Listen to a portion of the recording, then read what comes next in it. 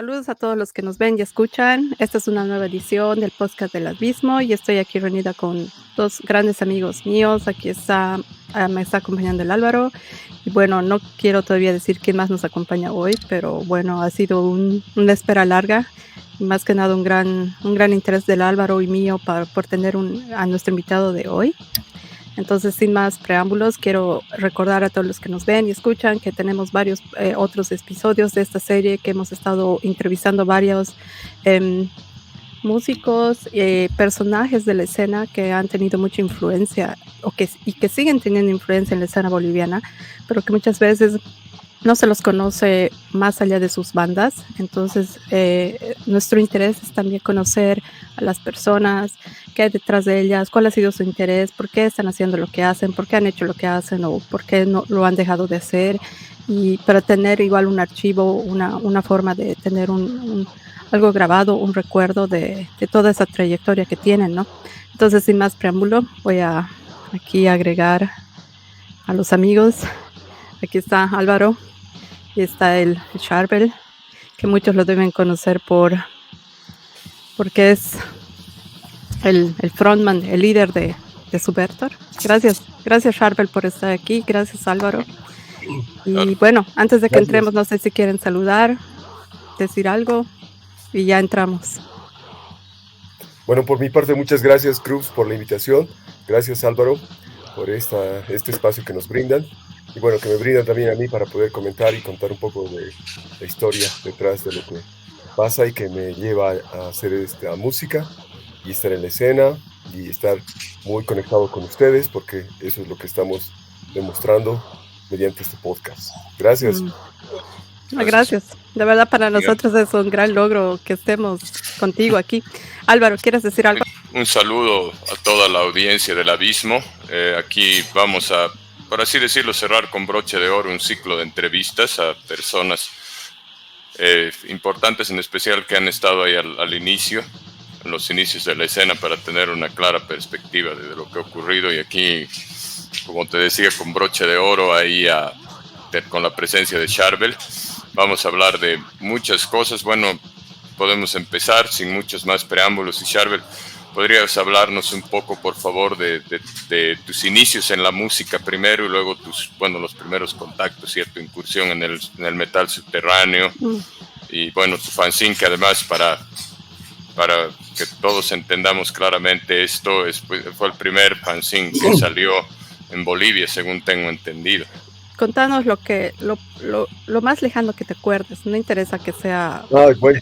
Nos interesa tus recuerdos musicales, no necesariamente metaleros, ¿no? Todos nosotros hemos, o sea, en tu casa, lo que te acuerdes, para que tengamos una idea por dónde ha ido tu camino musical y cómo has llegado a donde ya sabemos, ¿no? Dale, y bienvenido nuevamente. Bueno, contarles rápidamente que mis padres sí escuchaban música rock, y de alguna manera eso influenció también en mis gustos. Mi madre ya había bailado con Luz de América y otros grupos. Ustedes saben a quién me refiero, Chinos al Díaz, y otros grupos de aquella época que Yalitza recién revisó en su publicación. Es bastante interesante. Yo estuve hablando con mi madre y ella me dice, todo eso he podido ver en vivo. Y por otro lado también el tema de mi padre, que le gustaban mucho los Beatles, y cada viaje o recorrido que hacía en movilidad con él, cuando le acompañaba, siempre escuchábamos los Beatles. Eso es lo más lejano que tengo de recuerdos. Y paralelamente a eso podría indicarles de que tuve la oportunidad de ver el primer Rock in Rio en Bolivia, en televisión boliviana, televisión nacional. Se transmitió directamente, entonces ahí vi a Bruce Dickinson clavarse la guitarra en la nariz y sangrar, y toda la gente emocionada gritaba. Claro, era un accidente, pero para todos era un show realmente increíble. Yo, no sé, tendría tal vez mis 8, 9 años, algo así. Ese Rock in Rio fue notable, transmitieron por este canal estatal y me dejó muy impresionado.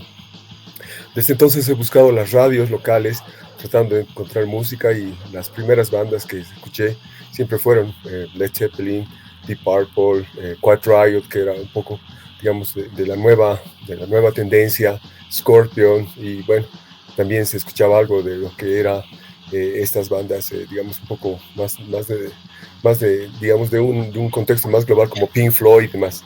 Y bueno, así conocí también por la radio lo que se difundía en Radio Chuquisaca, de Lucho Cúncar, quien también conformaba OM, y también se difundía espacios donde se iba a presentar OM y donde también se iban a presentar otras bandas como Stratus, Trono Azul, Metamorfosis y demás bandas. La inquietud me llevó a ir a esos conciertos, estar, digamos, intentar entrar a pesar de ser menor de edad, pero con el apoyo de algunos amigos, siempre hay esta red de metaleros que nos apoyamos y tratamos de que las cosas sean en beneficio de las personas que estamos, digamos, en la música, y es así que logré poder ingresar a esto y pude presenciar los conciertos. Entonces tuve unas experiencias bastante interesantes con las bandas de rock, entre ellas también Dies Irae, ya la última época de escuchar grupos de heavy, y pasando un poco a Fox, que fue la banda que mostró un poco lo que era el poder de Metallica. Pero para ese entonces también yo ya tenía algunos amigos y contactos, como mencionaba, de estos grupos que iban a los conciertos, con quien intercambiaba cassettes, CDs, discos, vinilos, y ahí ya tenía en mis manos el Hello Waits de Slayer, ya tenía el Master Puppets en Picture Disc, y también tenía Life and Dead en Picture Disc de Slayer, y eso para mí era muy valioso, y a partir de eso vi el aporte que hizo mi padre con comprar algunos discos para mí, como el Somewhere in Time de Iron Maiden y el Wasted in the Year, dos álbumes que me regaló. Me gustó muchísimo también un álbum de Motley Crue que compré aquí en Discolandia, en la ciudad de La Paz, a tanta promoción, y así fui incrementando una colección de vinilos que luego me permitió vender esos vinilos para poder capitalizar mi música. Es decir, quería hacer música pero no tenía el instrumento, y vendí ese material para poder comprar el primer bajo. Una pequeña anécdota sobre ese bajo: era azul, era más o menos como un tipo verde, y este bajo tenía una característica de ser para zurdos, un Yamaha hermosísimo que lo compré de segunda mano, y para poder tocar en el lado derecho le tuvimos que dar la vuelta a las cuerdas, y es así que empecé a tocar con una banda que se llamaba Slatanic, y algunas veces los chicos se burlaban del bajo porque parecía un plátano y nos decían Splatanic, y eso justamente anoche estábamos conversando con Fernando Gutiérrez, con quien fue la primera banda que hice formalmente para presentar la música que nos gusta. Eso es cuanto les puedo contar, digamos, en lo más lejano de mis recuerdos. Claro, muchos creo no saben que no saben que tocabas el bajo, ¿no ve? Sí, tocaba en una banda que se llamaba Slatanic, pero antes de eso también intentamos hacer algunos grupos. Bueno, obviamente eran informales, eran poco, digamos, pensados, y tratamos de hacer algunas cosas. Me junté con muchos músicos, y quiero hacerles también notar algo, contarles algo que de pronto es una historia que me tocó vivir. Ese bajo empezó a torcerse el brazo porque era de segunda mano, y le pregunté a un amigo que hacía música fusión folclore, jazz, Víctor Flores, que hizo varias bandas. Le pregunté dónde podía hacer arreglar, y me dijo: vamos a llevar donde el Chinito Saldías, él es capísimo para arreglar. Yo no lo conocía, entonces fuimos para su casa y yo le entregué el bajo. Él, muy gentil, me dijo: no te preocupes, en 2 días ya va a estar. Es reparar el alma, ¿no? Es darle la vuelta o algo así, girar para que el brazo se enderece. Y yo, un poco preocupado, le dije: ¿no se quedará con mi bajo? Él me dijo: no te preocupes, él es una persona bien conocida y realmente de mucha trayectoria. Y así fue. A los 2 días fui por su casa y recogí el bajo, pero tuve la oportunidad de ver a ensayar a Bela Navis o el grupo Anada, creo que estaban ensayando. Sí, esos 2 grupos de heavy metal que también emanaban de esta escuela de Chino Saldías, ¿no? Porque eran músicos de la Swing Valley, pero también hacían grupos de rock. Y ahí tuve la oportunidad de ver lo que estaban haciendo y, digamos, recibir un poco de esa irradiación musical, y recibir esa poca influencia para entender cómo debería ser mi música. Y es a partir de eso que traté de esmerarme más, porque lo anterior a ese bajo era intentar aprender a tocar el bajo. Pero luego ya después con Slatanic tuve que hacer los esfuerzos, y bueno, agradezco a Fernando Gutiérrez, quien me dio el espacio para hacer la banda con amigos de colegio, quien me enseñó también a hacer música. Wow. Genial, hermano, genial las O historias. sea, el Chinito Saldías estás diciendo del Javier Saldías, ¿no? Correcto, sí, él arregló mi bajo, mi poderoso bajo. Increíble persona. El Javier ha fallecido hace un mes. Exacto. Más o menos. Sí, nuestro sentido pésame. Y bueno, por si acaso tenemos una entrevista con él, hemos hecho hace 2 años una entrevista con el Javier, y gran persona, gran maestro, ¿no? Porque además era profesor en el conservatorio, entonces tú eres otra muestra más de la huella que ha dejado en varias personas. Podemos pasar a la siguiente parte. Charbel, ahora háblanos un poco de, no sé qué es esa parte, digamos, si no la tengo muy clara, qué fue primero, si quizás al mismo tiempo el fanzine, tus primeros contactos afuera, las primeras carteadas y claro, la formación de Suberto. Bueno, contarte justamente, el bajo para mí fue un paso importante en hacer música y ser parte de la escena. Y aquí es donde tuve la oportunidad de viajar con unos amigos. Éramos muy jovenzuelos, ni siquiera teníamos los 18 años, creo que teníamos 16 o 17, y nos largamos a Lima. Esto por una aventura familiar de uno de ellos, pero nosotros acompañándoles. Llegamos a Lima y lo primero que buscamos fue, igual que acá en La Paz, el Sound Shop Rock, donde tenías la posibilidad de ver discos, de vinilos y también material, anillos con calaveras, cinturones con tachas y un montón de cosas. Entonces eso era lo atractivo para nosotros como jovenzuelos. Y lo primero que hicimos es buscar esas tiendas en Lima. Y ahí conocí a la gente de la tienda, y entre ellos estaban los chicos de Hades, estaban los de otras bandas, no recuerdo muy bien, pero me acuerdo de los chicos de Hades. Y el vendedor también nos dijo, este fanzine es chileno, este fanzine es peruano. Y empezamos a escuchar música con ellos y compramos algunos cassettes regrabados, todos en fotocopia. Y ahí vino la inspiración de por qué no era límite hacer un cassette con portada en fotocopia. Porque yo vi que y si ellos lo hacían y nosotros estábamos intentando que Discolandia te haga algo de calidad a colores, y casi la mayoría de las bandas han pasado por eso, de lo que entiendo también ha sido todo un drama, también un calvario para muchos de ellos, querer sacar su material, los grupos de heavy metal, los grupos de rock. Sin embargo, los grupos de metal dieron un salto, ¿no?, al presentar su música grabada en los canales que se podía y con portadas a fotocopias simples. Entonces yo compré varios cassettes de esos. Y fue eso, digamos, la razón de por qué empecé esta idea a madurar de hacer un fanzine. Y cuando ya estaba en La Paz, seguía con el tema de la música y me reuní con 2 amigos con los que tuvimos la oportunidad de madurar esto, Fabián y Eric, y decidimos hacer el primer fanzine de Bolivia, que se llama Metal Command, pero siempre un poco con la vergüenza de que estas cosas puedan ser consideradas negativas o cosas del diablo y cosas así que la sociedad a veces piensa que es malo, y simplemente nos pusimos apodos. Como tú sabrás, muchas bandas o chicos han utilizado los apodos para poder proyectar y mostrar su cultura o su música, o también lo que escriben. Y creo que en esa época nosotros también incurrimos en ese pequeño error y pusimos nuestros apodos y empezamos a redactar un estándar, un modelo de entrevista muy sencilla. Entrevistamos a Black Mass, entrevistamos a Diez Irae, entrevistamos a Neutrofascis, una de las primeras bandas de thrash en La Paz también. Entrevistamos de la misma manera a entrevistamos a Suberto porque ya estaba emergiendo Suberto.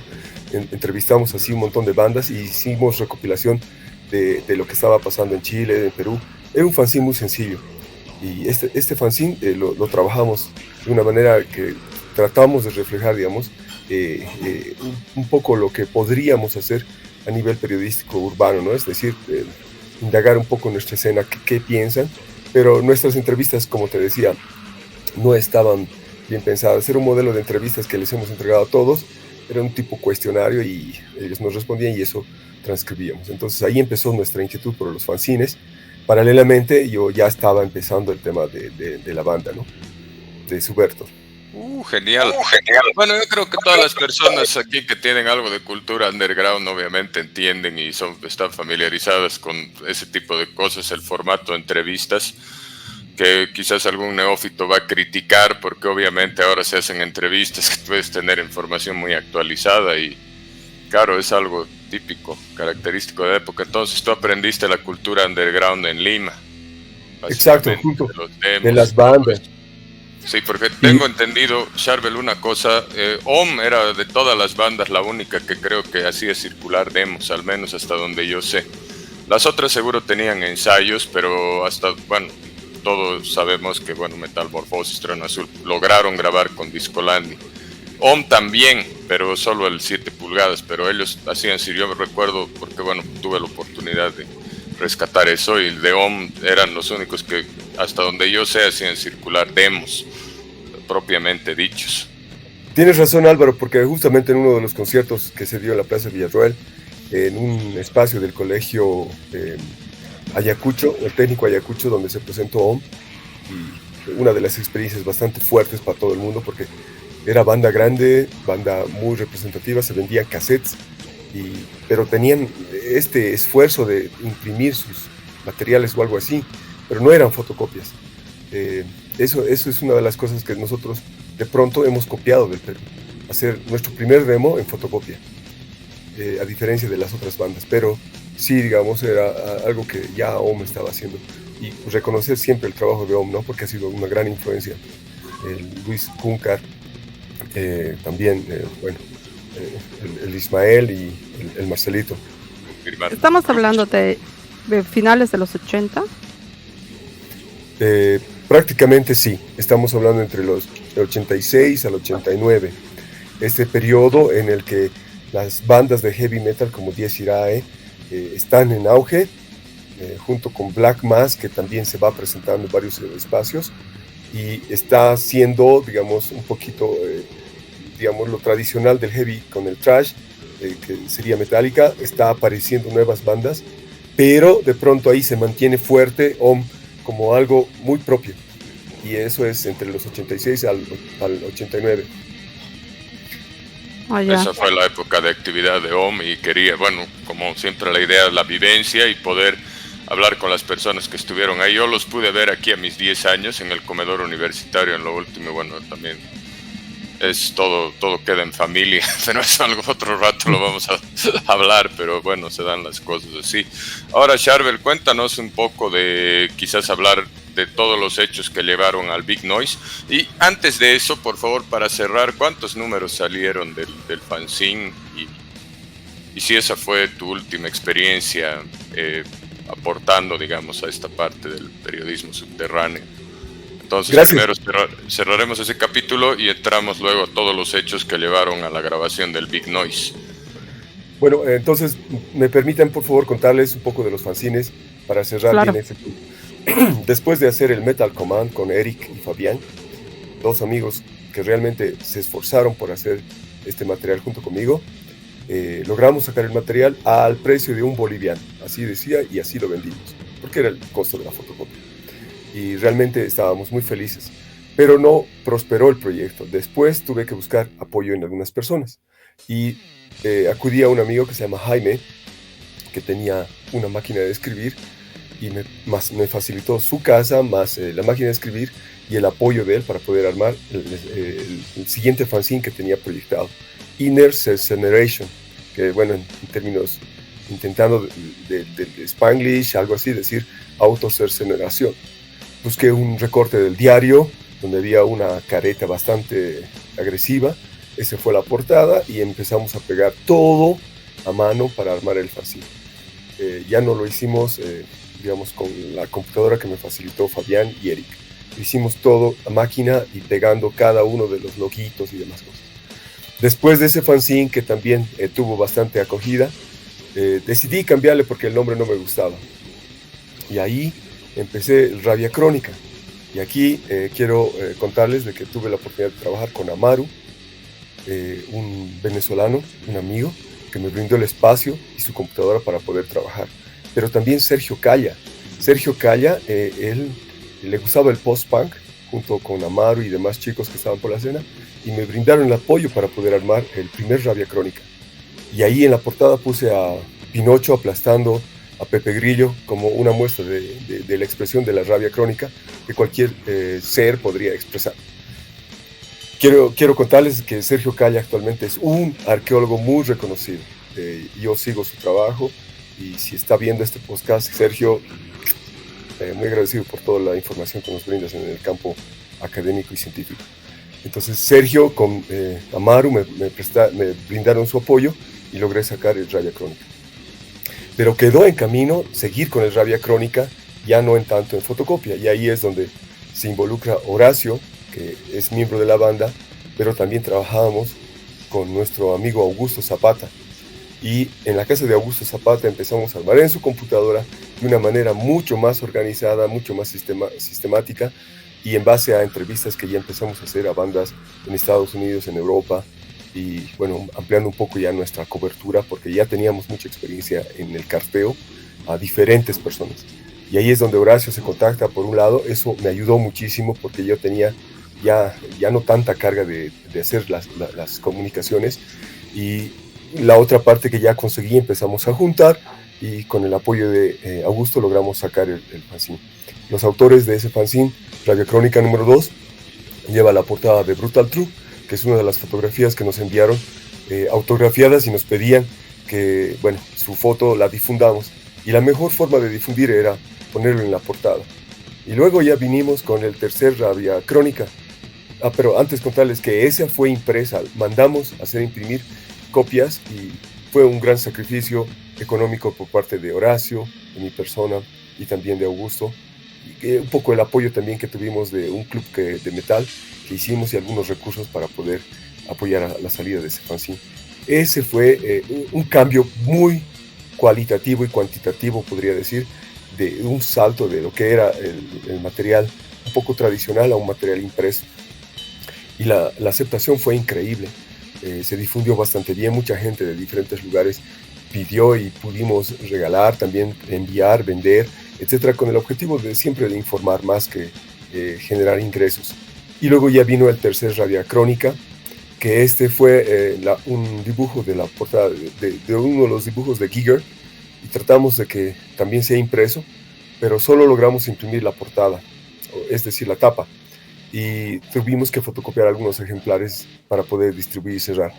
Hasta ahí cerramos esta etapa impresa de Rabia Crónica con Horacio, pero más que todo ya en este último Rabia Crónica impreso no se involucró Augusto, solamente Horacio y mi persona, y las obligaciones también académicas, de estudio, de trabajo, nos obligaron un poquito a ir colgando esta parte del trabajo, y lo dejamos prácticamente ahí. Yo retomé Rabia Crónica de una manera digital, intentando plasmar las entrevistas que tenía con diferentes personas con las que había hablado, entre ellas grandes amigos en la Argentina como son Pogrom, también amigos con los que he tenido la posibilidad de cartearme mucho tiempo como Bennett Remains, Beneath the Massacre, y tratando de sobrellevar todo esto, hice, digamos, 2 pruebas digitales. Me ayudaron a difundir un poco los chicos de un fanzine de Juliaca, los chicos que organizan generalmente conciertos allá. No recuerdo su nombre en este momento, pero ya me voy a acordar. Olaguibel, los hermanos Olaguibel. Exacto, sí. Yo les pasé a ellos y ellos en un formato un poco más accesible lo difundieron para que puedan tener, digamos, la posibilidad de muchas personas leer. Y bueno, también le pasé a Darío de Pogrom, que se contactó con alguien de Buenos Aires, entre sus amigos, y trataron de difundir el link y etcétera, ¿no? El lugar donde se podía colgar estos tipos de materiales digitales. Y bueno, ahí quedó, no avancé más, hice creo 2 o 3 números más digitales de Radio Crónica, y con eso ya cerramos esta parte del fanzine. Genial, excelente. Sí, ya me estaba olvidando del Rabia Crónica, ya ahí es ignorancia mía, pero ahí llegamos a eso. Entonces, Charbel, si tienes los links, yo sé que Crux con mucho gusto los va a compartir. Yo de hecho los voy a leer, así que si sigue vigentes los links, por favor, los compartes. Y bueno, ahora sigamos y entremos en materia, hablando de Subvertor ahora. Y hablaremos un poco de los eventos que desencadenaron en el Big Noise y luego, bueno, obviamente pasar a la siguiente etapa. Creo que hay un vacío en la historia de Subertor, porque, no sé, tú me decías, estabas comentando antes de que habías entrevistado a los Subertor, pero, Sí, o sea, pero Es que se hacía no te aquí en estabas Cochabamba entrevistando, estabas entrevistándolos, porque hay un hueco en la historia de que ahí dice que Subertor se formó en el 90, pero creo que no. Dale. 89. sí. Bueno, voy a aclarar justo eso. Yo quise contarles un poco de la historia del fanzine Rabia Crónica y de los fanzines que han sido antecesores, de los cuales he sido parte, con apoyo de grandes amigos. Y bueno, resaltar siempre el trabajo de Horacio, que ha sido muy prolijo y de mucho esfuerzo para poder sacar Rabia Crónica adelante.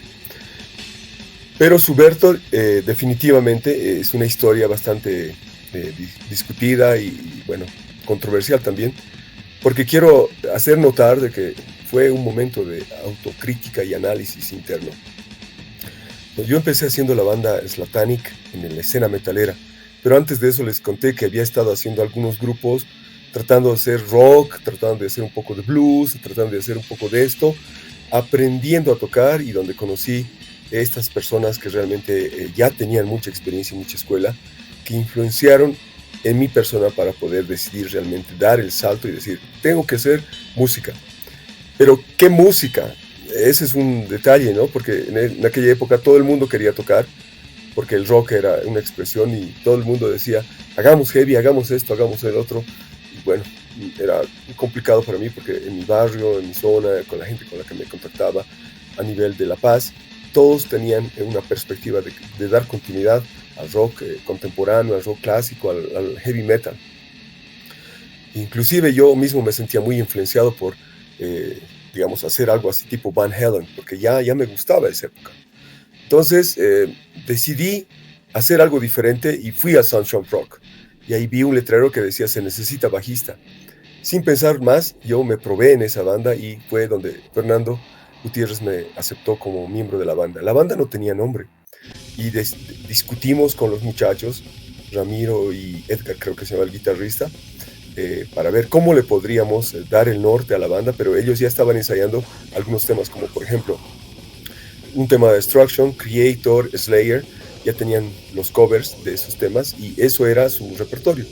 Entonces yo me tenía que alinear eso y estaba muy contento porque, por ejemplo, para mí, inclusive el tema de Creator, Tormentor, era uno de los temas íconos, que para mí tocarlo era impresionante, que haya un grupo de personas que se brinden a hacer eso, a diferencia de la otra escena rockera con la que estaba y que ahí, bueno, todo el mundo discutía por ser gran músico, pero tampoco llegaban a concretar nada. En este otro lado, los chicos, digamos, más jóvenes que yo, con mucho desafío, ya tenían claridad sobre lo que querían hacer, y para mí eso era muchísimo para avanzar. Entonces decidí aprender a tocar el bajo de acuerdo a lo que Fernando me enseñó, y yo podría decir que él fue mi maestro en hacer, digamos, en formarme como músico, porque el otro lado de los rockeros solo me enseñaban las notas, pero tampoco me enseñaban a cabalear todo, ¿no? Porque me decían, tienes que aprender, era una escuela de mucha presión. En este otro lado, tenemos que hacer esto para mañana y se hace para mañana. Entonces, eso fue una de las cosas que aprendí. Y digo que es controversial porque empezamos a tocar covers y todo el mundo tocaba covers. Tocaba Unarmed covers, tocaba Death Crucifer covers, Neoteofasis tocaba covers, también los grupos como Fox, que más o menos éramos de la misma línea, y nosotros muy jóvenes tocábamos covers. Nosotros tocábamos Slayer, Creator, Destruction, como bandas que nos gustaban. Y ahí fue donde tuve la oportunidad de ver en el primer concierto de Slayer Andrés Alberdi. Andrés Alberdi estaba al frente, escuchando lo que estábamos tocando. Era un concierto de carnaval en Villa San Antonio, donde se presentaban todas estas bandas, y él nos dijo, ustedes tienen que esforzarse y seguir adelante, está muy buena la banda. Entonces solo sus palabras fueron suficientes. Pero también una de las cosas que yo noté es la calidad de músicos que había en el thrash metal. Y ahí, por ejemplo, lo vi a Edgar, que fue también bajista de Subertor en algún momento, tocando con Unarmed. Y este bajista realmente le ponía toda la energía y tocaba con Eduardo de Béjar. un thrash metal o un hardcore que realmente te llegaba a los huesos. Nunca había visto ese sentimiento tan fuerte materializado en música y en expresión de los muchachos. De la misma manera los vi a los Death Crucifer, donde estaba Ives, que también fue parte de Sabaton y fue parte de varias bandas como Antichrist, igual que Vladi. Entonces ellos reflejaban o sea, desprendían esa energía. Y yo dije, definitivamente tengo que hacer esto y tengo que esforzarme por hacer esto. Y ahí fue donde me conocí con Óscar Antunes de Mayolo, que me dijo, aquí nadie hace su música propia, aquí ustedes solo copian. Y yo me sentí un poco ofendido y le dije, pues hacemos lo que es el thrash, pero cada grupo hace lo suyo, ustedes no están haciendo lo suyo. Y ahí fue donde tomé la idea, dije, si OM hace lo suyo y lo defiende, a pesar de que todas las otras bandas siempre están haciendo covers, tienen un tema o dos temas, ¿por qué no trabajar en lo nuestro? Y definitivamente Óscar me desafió y me dijo, ¿quieres hacer un grupo? Yo soy baterista y hagamos un grupo, busquemos un guitarrista. Y sin pensar más, tuve que dejar la banda Slatanic. Eso tal vez fue una traición para los chicos de Slatanic. Definitivamente me disculpo con ellos si fue así, pero tenía un gran desafío en la cabeza. Óscar me dijo, tenemos que hacer música propia, tiene que ser bajo estos parámetros nuestros, o sea, tiene que ser agresivo, tiene que ser un poco especial y diferente, y también tiene que ser único, porque la gente no quiere bandas en la escena sudamericana que solo sean repetitivas. Y yo cuando empecé a hablar con él entendí, porque cuando estaba en Lima ya me habían comentado de que las bandas siempre buscan su propio sonido y no están copiando el sonido de las bandas que supuestamente son las más grandes o las más trascendentes a nivel de la escena, digamos, que conoces, discográfica. ¿Por qué? Porque justamente tenía dos lados, dos aristas. Uno, los grupos que venían en los vinilos, que eran famosos, como Slayer, Metallica y demás, Nasty Savage, que teníamos esos discos, pero por otro lado habían grupos que no conocías, como Kashba, Under Siege, Wehrmacht y demás, que solo venían en cassette. Y bandas como Mortem, como Hades, como Torture Creep, perdón, ¿qué se llama? Pentagram, etc. Todo era cassettes en fotocopia. No teníamos ningún vinilo de ellos. Y esa fue una de las ideas de por qué tratar de trabajar en esa línea. Y dejé definitivamente Slatanic y empezamos con Subvertor. Entonces el desafío era encontrar un guitarrista. Pusimos anuncios, igual que los que me llevaron a hacer esta música, pero no tuvimos éxito. Y bueno, al final nos contactamos con Miguel Valencia, quien le gustaba más el glam y el heavy metal, pero decidió unirse al proyecto de hacer Subvertor. Quiero hacer notar de que los temas de Subvertor, del primer demo Subvertor, fueron autoría estricta de Óscar Antunes de Mayolo y mi persona. Nosotros guiamos y le decíamos a Miguel, por favor, queremos así tiene que tocar, así tiene que sonar. Entonces él nos seguía porque no era algo que él estaba muy habitualizado o no estaba muy familiarizado. Pero empezamos a armar el primer demo y lo grabamos con un aparato que, bueno, mi padre tenía, que tenía una buena recepción para hacer grabaciones. Y con Óscar decidimos sacar, como te decía, en fotocopia la portada. Armamos todo en como pudimos y fotocopiamos las cantidades que necesitábamos y fuimos al correo. Y en una Navidad del año 1990 empezamos a vender. La banda apareció en agosto de ese año y fue en un intercolegial donde nos presentamos con nuestros temas. Beto, en una de sus anécdotas, nos cuenta que él, como todo metalero y rockero que también iba a los conciertos, fue a ese concierto, pero al empezar a tocar las bandas de metal, los chicos siempre tenían esta euforia de pararse y hacer headbanging mosh, a diferencia de los otros grupos que a veces solo movían los brazos o coreaban. Aquí era en un encuentro cuerpo a cuerpo de hacer headbanging mosh. Era la escuela que estábamos aprendiendo y que no les gustaba mucho a los grupos de rock, porque inclusive a nosotros, y quiero como paréntesis contarles, en un concierto de track, cuando Waldo, Kiko y mi persona empezamos a hacer lanzarnos lo que se llama stage diving y hacer mosh, nos sacaron del concierto de drag que era en el Cine Tesla, porque para ellos eso era un comportamiento inadecuado, pero para nosotros ya era normal, y eso, digamos, no se practicaba mucho. Yo lo vi al Puka un par de veces querer saltar, pero la gente medio que tímida le recibía, pero era más corear y apoyar al grupo. No había esta confrontación como en el metal o el thrash metal. Y eso es lo que nosotros estábamos buscando, que la gente realmente despierte y haga algo como debería ser en la escena metalera. Y este primer concierto que tocamos en agosto de 1990 nos permitió mostrar lo poco, digamos, la poca creatividad, o lo que hemos creado, pero con bajos, digamos, elementos para poder mostrar lo que queríamos hacer como banda. Entonces Huberto aparece con ese primer demo y ahí le pedimos a Miguel que ya no continuemos porque no nos entendíamos muy bien, y decidimos pedirle a Vladi que se meta a la banda. Él estaba en una etapa en dejar Antichrist, porque ellos también estaban ensayando varios temas de Sepultura y Death para presentarse, y tenían 1 o 2 temas que estaban intentando armar, pero no conozco exactamente cómo quedaron estos 2 temas que estaban armando, y quedó digamos, a mí en suspenso su producción. Creo que Andrés Alberdi logró registrar eso, y eso tal vez sería bueno algún momento conocer. Por nuestro lado, nosotros, sin que nadie nos dé autorización, rompiendo las reglas, sacamos nuestro cassette, y muchos se preguntaron, ¿qué es esto? ¿Es nuestra música? ¿Es nuestra banda?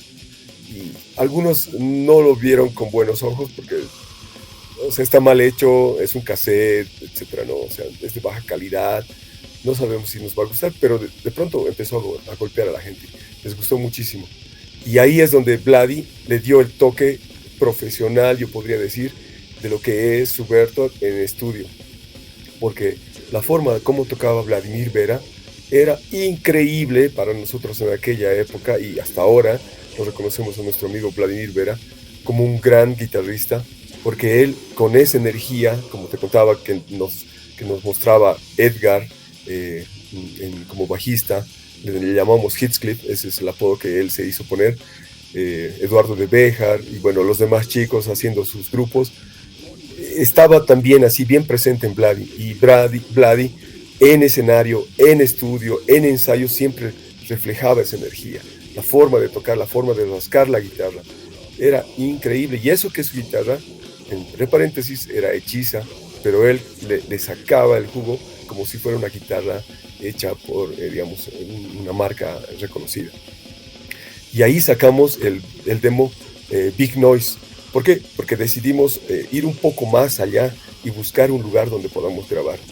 Aquí quiero hacer notar la colaboración de Arturo Choque, quien fue periodista también de La Razón y es actualmente un periodista muy reconocido, pero que también es miembro del Último Cocalero de esta banda, quien nos ha colaborado con el sonido.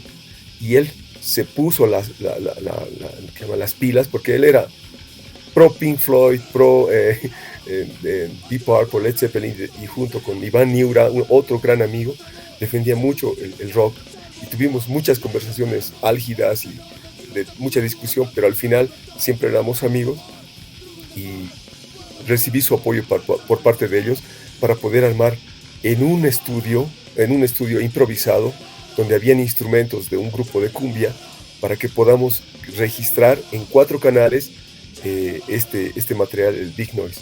Y es ahí donde Arturo con Iván hicieron los esfuerzos de poder de registrar con la mayor calidad que se pueda este demo. Y este demo para nosotros fue realmente el golpe preciso en el clavo, porque ha sido el más aceptado, el más recibido y el más difundido, yo podría decir, en todas partes, en todos los continentes, porque hemos recibido cartas de Asia, hemos recibido cartas de Europa, cartas de Estados Unidos, y nosotros mismos lo hemos difundido con los amigos que venían, y hemos hecho que realmente sea bien conocido.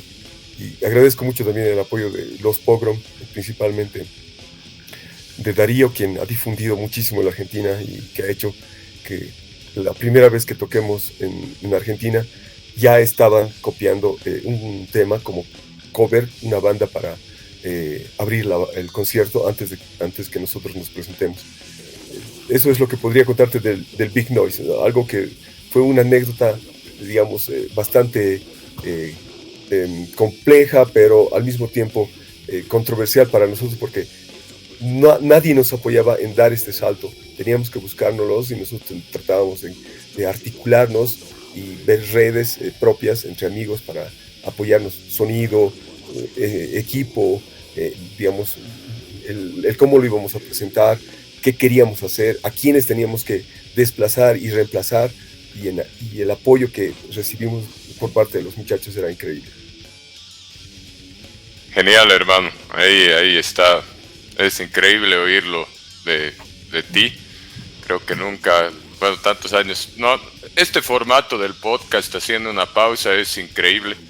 Desde que yo vi podcasts que se hacen en Estados Unidos y cosas, es creo la mejor forma de interacción en el subterráneo, en especial para el tipo de vivencia que ha llevado a la creación de todas las escenas y las experiencias de cada persona.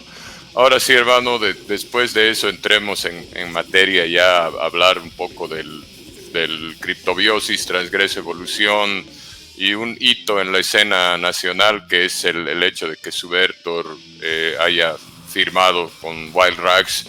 Para los que quieran investigar más este sello y entrar en contexto, sería el equivalente a que una banda boliviana hoy en día esté con Nuclear Blast o Century Media, porque de hecho obviamente Wild Rags tenía bandas de peso, basta que hayan estado ahí Blasphemy, Nuclear Death, Impetigo, o bueno, varias otras más, Angel Kill y un montón más de bandas ahí.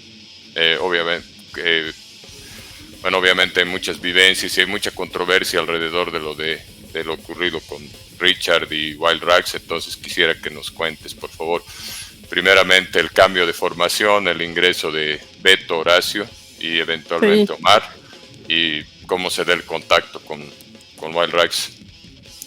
Podemos, antes de que sigamos, tengo dos cositas que quería aumentar ahí para ese hueco, igual que me queda la duda, porque sobre el batero del Big Noise, no lo estoy ubicando bien a quién era, y porque solo ha tocado en el Big Noise, ¿no? Y después quería, en uno de las charlas que teníamos con el Andy Alberdi nos ha mostrado el máster del Big Noise. Sí. Él tiene el tape original, digamos, original, porque de ahí han salido las copias, ¿no? Sí. Y él nos comentaba una vez y nos decía que, no sé, ya había perdido noción de cuántas veces lo había copiado, pero él ha dicho, aquí está el original, ¿no? Y nos mostraba el tape ahí. O sea, son esas uniones, ¿no? Esas cosas que están, y es buena idea si el Andy está escuchando y nos ve, que vaya, porque el Andy creo que tiene en algún lado de su casa, de sus recuerdos, tiene ahí cajitas de cassettes y muchas cosas, ¿no?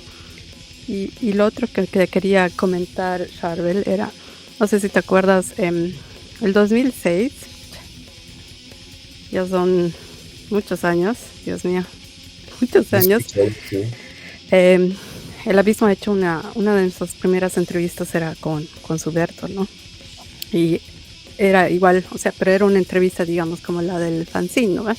Cortita, con algunos datos, porque estaban volviendo a tocar con Suberto, y uno de los comentarios a esa entrevista que llegó al Abismo era de un amigo nuestro, peruano, y que puso algo así como, el comentario decía, me acabo de acordar que yo tenía el Big Noise, que un amigo de Bolivia me lo regaló.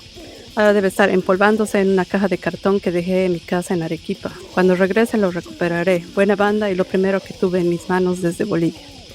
Y eso nos contaba un amigo que lo aprecio mucho, que igual tenía su fanzine, bueno, su webzine online. Pero, lo que estás diciendo de que ha llegado a muchas manos y se ha distribuido, creo que es también darle también el valor que ha tenido esa influencia de la escena peruana, ¿no? O sea, el hecho mismo que cuando hayas viajado y te has dado cuenta que se podía hacer algo así, porque al final era muy difícil sacar tu tape, ¿no?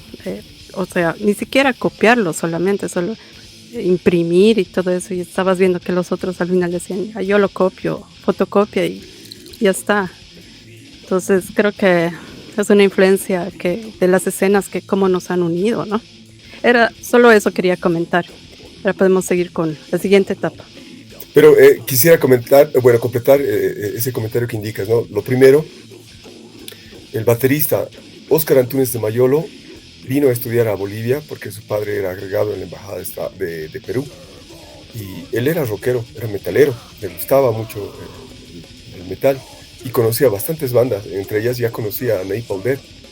Yo no conocía a Napalm Death, él me hizo conocer Napalm Death o Lady Drivers, bandas de grindcore ya conocidas en Londres y que tenían material desde 1984, 83 creo. Pero él ya tenía en sus manos eso, ¿no? Y aquí nadie conocía ese material. Entonces para mí fue importante intercambiar material y empezar a madurar la idea de Subvertor con él.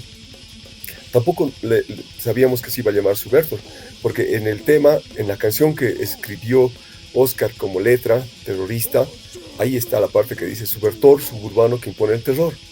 Y bueno, cuando ya estábamos a punto de inscribirnos a este intercolegial, Óscar dijo, ¿qué nos vamos a llamar? Nos llamaremos Dead Saster, nos llamaremos Dead Steel, nos llamaremos esto que lo otro. No nos gustaba mucho el nombre, dijimos, le pondremos Subvertor, porque un subvertor es alguien sangriento que un poquito, digamos, desafía al sistema, desafía al Estado y que genera caos. Y bueno, es para reflexionar. Nosotros no nos estamos apropiando de una imagen para decir queremos ser destructivos, sino es como lo dijo Chuck Schuldiner, ¿no? Mi música es para quien lo entienda, porque realmente yo amo la vida, ¿no? Y la muerte es una forma de pensar en la vida. Y nosotros también en algún momento hemos asumido algo así. Vamos a mostrar una imagen de un subvertor, como había terrorismo bastante fuerte en Perú, y esto era por causas de Sendero Luminoso, y Óscar me contó que amigos de él habían fallecido en una explosión de auto. Entonces, para él era muy fuerte el tema del terrorismo y el tema de la subversión. Por lo tanto, o sea, era un nombre apropiado para poder mostrar una imagen agresiva y fuerte para ser una banda. Y ese es el antecedente, pero Subvertor no existía en aquella época en el diccionario. Revisando, si ustedes ven, solo era subvertir o subversor, pero nosotros le pusimos con T y eso como una forma de romper las reglas que luego ya revisando algunos diccionarios lo asumieron como parte de la lengua. Entonces Óscar Antúnez de Mayolo fue el baterista en el demo terrorista, que fue de baja producción, como decía, con un aparato que solo se graba, y el Big Noise, que lo hicimos ya en estudio con apoyo de estos amigos, y ambos demos yo con mucho respeto y cariño se los entregué a Andy para que podamos difundir bajo la misma lógica que Óscar nos inculcó. El under tiene que ser difundido como pueda, sin tratar de generar ingresos o mercantilizar. Entonces ahí viene la razón de por qué le entregamos a Andy un material para que él pueda difundir libremente el material de Subvertor, sin estar pidiendo explicaciones de cuántas copias hiciste. Todo lo que él con cariño quería difundir, lo hacía, y eso es algo que nos ha enseñado, es una buena escuela para nosotros. Nosotros también entregamos a otras personas, por ejemplo, le entregué a Darío una cantidad de fotocopias, creo que era como 30, y un cassette para que él pueda fotocopiar y pueda difundir. Lo mismo hacíamos al mandar a Perú para que algunas personas puedan difundir y fotocopiar el material. O sea, lo que hacíamos era grabar en un cassette cromado el material que lo habíamos bajado ya de la matriz para que podamos difundir de una manera mucho más abierta. Y eso nos ayudó muchísimo, y agradecer mucho siempre el apoyo de Andrés Alberti, que siempre ha estado para nosotros como nuestro consejero, nuestro orientador, pero también nuestro gran amigo y productor, ¿no? Porque él lo que hacía era difundir el material, hacer conocer, y algunas veces inclusive nos daba algunos tips para, digamos, poder adoptar en nuestra música, algunas sugerencias, y conversábamos, ¿no?, sobre la naturaleza. Yo le decía, algún día la naturaleza va a desaparecer, y el hombre, ¿qué va a hacer? Y él me decía, no te preocupes, la naturaleza siempre se la va a comer al hombre. Entonces fue una de las cosas que también me dio luces para seguir haciendo esta música. Digamos eso como parte de los complementos del comentario. Óscar Antunes de Mayolo conformó también Hades.